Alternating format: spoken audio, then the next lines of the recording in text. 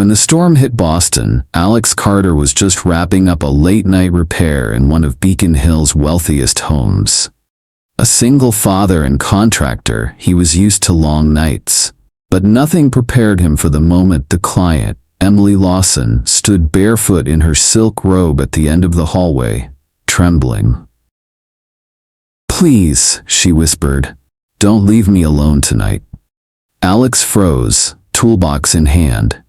In 15 years of repair work, no one had ever asked him that.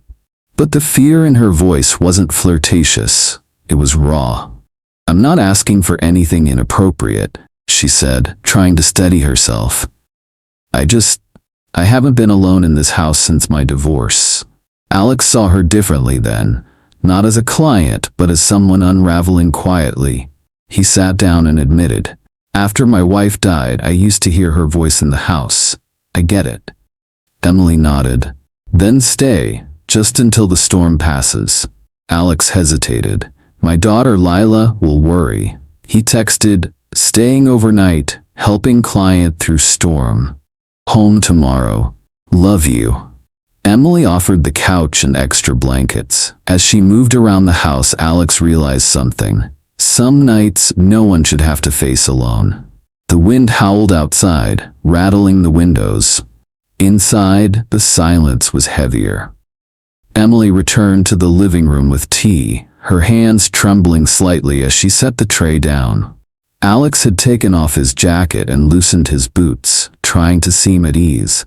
But both of them knew this night was different. She sat across from him, eyes lowered.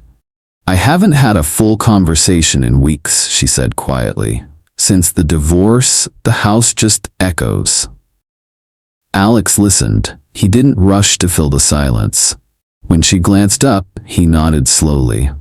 "My daughter and I talk over cereal boxes and school drop-offs," he said. "But the silence hits me too, especially when she's asleep." Emily smiled faintly. Funny how quiet can be louder than yelling. They spoke like that for hours, slowly, honestly. Emily shared how her ex-husband left when she was recovering from surgery, how she once owned a gallery but sold it to survive the legal mess. She had money, yes, but she was bankrupt in trust.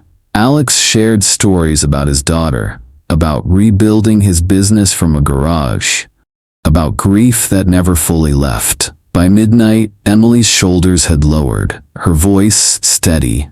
She curled up on the couch across from Alex and whispered, "Thank you for not treating me like I'm broken." "You're not," Alex replied. "You're just healing." The storm outside had begun to quiet, but the one inside her? It was finally easing too. Sunlight broke through the curtains. The storm had passed. Alex stretched on the living room armchair, still in his work shirt, while Emily stood by the kitchen island pouring coffee. There was a different energy in the air, lighter, warmer. She handed him a mug and smiled. "You're still here." "I said I'd stay, didn't I?" he replied. She looked down, brushing her hair behind her ear. "Most people don't mean it." They sat in silence, sipping quietly. The scent of rain lingered through the open windows. Then Emily said something unexpected. "Would your daughter like to visit next time? I know that's forward, but maybe she'd like some space to study, or paint." Alex raised an eyebrow. "She paints?" Emily nodded. "I saw the sketches in your phone. They're beautiful." He smiled, surprised. No one had paid attention to that detail. "I think she'd like that," he said. Just before leaving, Alex turned at the door. "You okay?" Emily hesitated, then gave a soft smile. "Today, yes." He nodded. "If it ever turns into a no, just call." That evening, when he picked up his daughter, Lila noticed something in his tone. Not just tiredness, but warmth. "Everything okay, Dad?" she asked. He smiled. "Yeah, I think I helped someone remember they're not alone." 2 weeks later, Emily texted Alex a simple message. "Storm again. Not outside, just inside. Coffee?" Alex replied instantly. "Lila and I are on our way." It was a Saturday. Lila, curious and excited, clutched her sketchbook as they walked up the familiar path. Emily greeted them at the door in jeans and a soft cardigan, less guarded than before, but still herself. The day passed in easy rhythm. Lila sat up near the fireplace, sketching quietly. Emily brought snacks, asking gentle questions about school, her drawings, and the colors she loved most. "She doesn't talk much at first," Alex warned, "but she watches everything." Emily smiled. "So do I." Later, while Lila napped on the couch, Alex helped Emily fix a cabinet door. Working side by side, there was no awkwardness, just connection. "Why'd you really invite us?" he asked softly. Emily hesitated, then replied, "Because the silence came back, and I didn't want to be swallowed by it again." He didn't say anything at first, just gently touched her hand.